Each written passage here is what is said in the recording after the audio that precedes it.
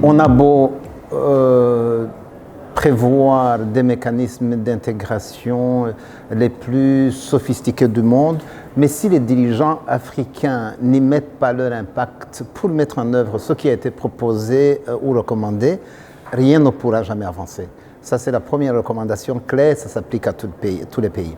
On a déjà fait des avancées avec la zone de libre-échange continentale africaine. Je vais dire, nous, la Commission économique pour l'Afrique, on est derrière tous les pays pour les aider, du moins ceux qui se sont déjà engagés, à mettre en œuvre ce processus. Ce sont des avancées substantielles, mais il faut bâtir là-dessus et avancer sur les autres phases, notamment celles sur lesquelles porte le rapport ARIA 11, pour qu'on essaie de rattraper le retard. Je le disais dans ma présentation, nous sommes loin derrière. Le traité d'Abuja pensait qu'en 2035, on aura fini. Mais bon, on est loin du compte. Donc il faudrait bâtir sur les acquis, les étapes déjà franchies, pour essayer d'avancer au plus vite et rattraper le retard.